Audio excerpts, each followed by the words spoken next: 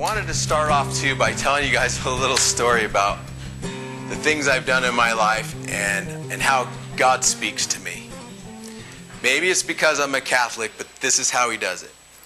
When I went to the Naval Academy, it was the day I was leaving from California, and I was going to go get on a plane and fly to Maryland, where the Naval Academy is.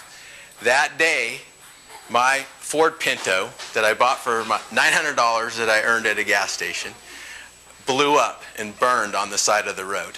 Now, I didn't need it anymore because as a freshman at the Naval Academy, you're not allowed to drive a car. So I was like, okay, Pinto's gone. So what? When I left the East Coast to drive to SEAL training in Coronado, California, I had a 1964 Oldsmobile convertible exactly like the one that's in the garage right now.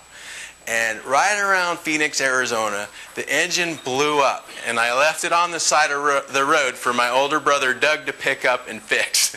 So then I headed the rest of the way to Coronado in a rented car.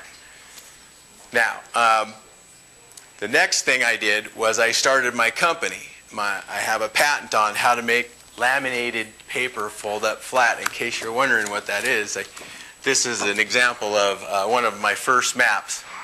And you can take a look at this. Basically, the idea is you cut out a very narrow sliver of the paper before you laminate it, and that removes the bending resistance of the paper so it folds up really flat.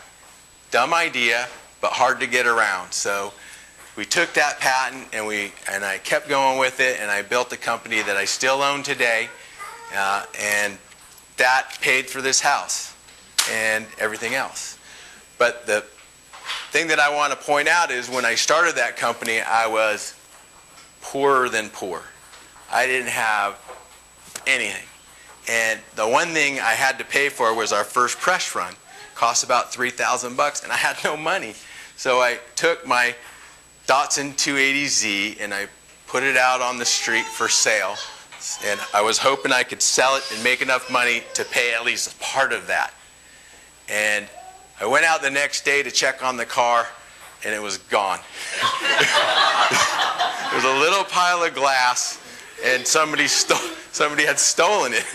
And so all of a sudden, this car I had for sale for $1,000. Where's Mike Ellenberg?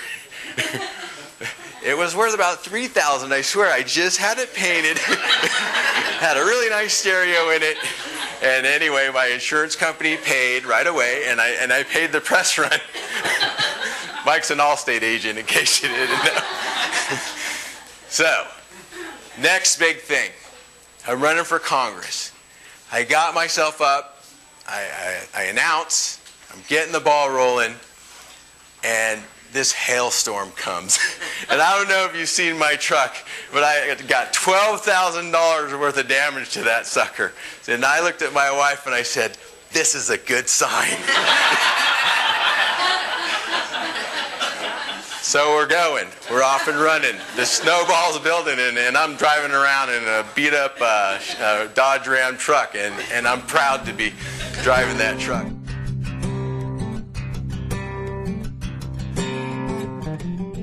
The next thing is, I want to spend a little time talking about some of the most important issues that people are asking me questions about wherever I go. And the first thing is jobs in the economy. And when I get asked that question, I like to start with, of the 11 candidates, I am the only one that I feel is uniquely qualified to talk about jobs in the economy. Because I understand it, because I'm a business owner. Now there's several guys that are running that like to say they're businessmen. They'll say, I've been a businessman for 18, 20 years. Well, there's a huge difference between a businessman and a business owner. When you have to sign both sides of the check, it becomes infinitely more difficult and infinitely more scary.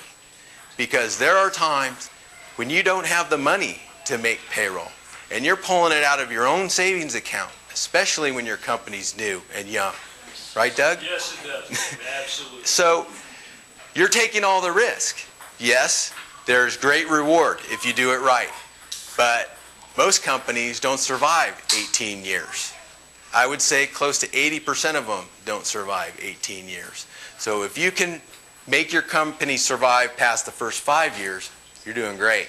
10 years, boy, you're in the top 10%. 20 years, you must be doing something right.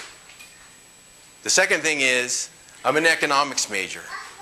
I'm an economics major from the United States Naval Academy, and they don't slack there.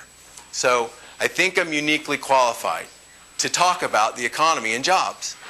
And I believe that the way that you attract businesses to Oklahoma is that you create an environment that makes it very attractive for our job creators to locate here, and for the job creators that we already have here to stay and prosper. Because if you don't create that environment, guess what? Those job creators, they have legs, and they'll move. They'll just pick up their company and move to where the environment is better. Why do I know that? Because I did it. I started my company in California, where they taxed me 10% after the federal government took their chunk. And there was so much regulation in that state that it was ridiculous. And the cost for labor and everything else in that state was so high, I'm looking for a new place to go. So I picked it up and I moved it to Florida, where there's no tax and the regulations were low and the labor was cheap, and it made all the difference in the world. That's why Oklahoma needs to focus on that, because we have neighboring states that have no tax. Texas, for example. And they create a very business-friendly environment down there, and they compete against us. So Oklahoma has to be wary of that.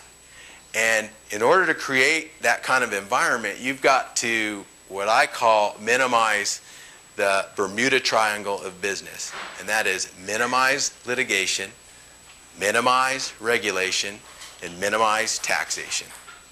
That is the Bermuda Triangle of any young business. The Democrats like to call that the Holy Trinity. Conservatives, Bermuda Triangle. Big difference.